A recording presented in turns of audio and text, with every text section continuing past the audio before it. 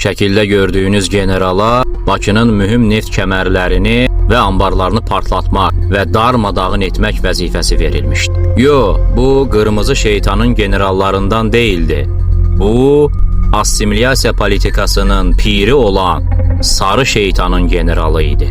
Yəni, Böyük Britaniyanın. Tam adı General-Mayor Charles Lionel Densterville. Densterville'in xatirələrini oxuduğunuzda orada fəxr edəcəyiniz bir epizoda da rast gəlirsiniz. Bu epizodu videonun sonunda sizlərlə paylaşacağım. Densterville Bakı döyüşündə Azərbaycan türkləri və Anadolu türklərindən ibarət Qafqaz İslam ordusuna məğlub olmuşdu. Gəlin o məğlubiyyətə qısaca nəzər salaq. Qafqaz İslam ordusu 5 avqust 1918-ci ildə Şərq cəbhəsi komandanı Mürsəl Paşanın rəhbərliyi altında Qurd qapısı istiqamətindən Bakıya doğru hücuma keçdi. Hücumun başlıca zərbə qüvvəsini Qafqaz İslam ordusu hissələrinin şimal qrupu təşkil edirdi. Azərbaycan hərbi qüvvələrinin üstünlük təşkil etdiyi cənub qrubu isə Puta Ələt arasında yerləşdi. Polkovnik Həbib bəy Səlimovun komandanlığındakı bu qrupa Xəzər sahili ərazilərin və Bakıya aparan yolların təhlükəsizliyini təmin etmək tapşırılmışdı. Avqustun 5-nə planlaşdırılan döyüşdə Qafqaz İslam ordusu qüvvələri qarşısına qoyduğu vəzifələri yerinə yetirə bilmədi. Çünki General Densterville'in rəhbərliyi altında Bakıya gəlmiş İngilis hərbi hissələri ilə möhkəmləndirilmiş Sentro-Kaspi qoşunu, habelə onun köməyinə yetişən Bakı kommunasına sadiq qüvvələr Qafqaz İslam ordusunun hücumunun qarşısını ala bildi. Bu uğursuzluğun nəticələrini incəliklə təhlil edərək gərəkli tədbirlər görən Qafqaz İslam ordusu 14 sentyabr səhər tezdən Şubanı dağlarından enərək Yasamal yamaclarına çıxdı və əl bombaları ilə düşməni məhv edib şəhərin girişində dayandı.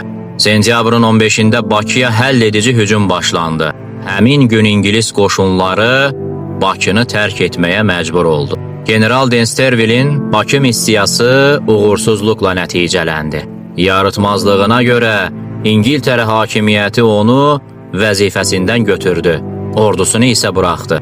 Britaniya Müdafiə Nazirliyinin gizli göstərişinə görə onun hərbi hissələri Bakını tərk edərkən neft kəmərlərini dağıtmalı və neft ambarını partlatmalı idilər. Ancaq onlar təcili qaçmağa məcbur olduqlarına görə bu əmri yerinə yetirməyə vaxt tapa bilməmişdilər. 36 saatlıq qanlı vuruşdan sonra bütün düşman qüvvələri məğlubiyyətə düçar oldu və ağ bayraq qaldırdılar. Sentyabrın 15-də Qafqaz İslam ordusu Bakı şəhərini işğalçılardan tamamilə təmizləyərək şəhərə daxil oldu.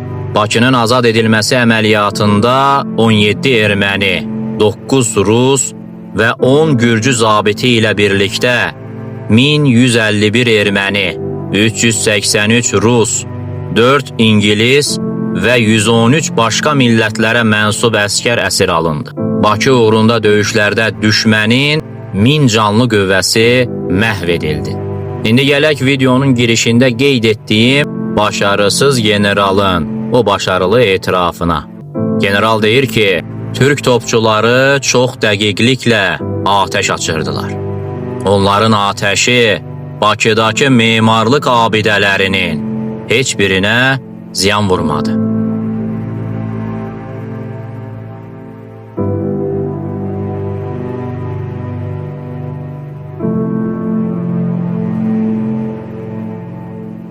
Dininizi hər zaman diri tutun. Sizi ondan başqa qoruyacaq heç bir şeyiniz yoxdur. Kin doğru hədəfə yönləndirildiyində ən müqəddəs qoruyucu silahdır.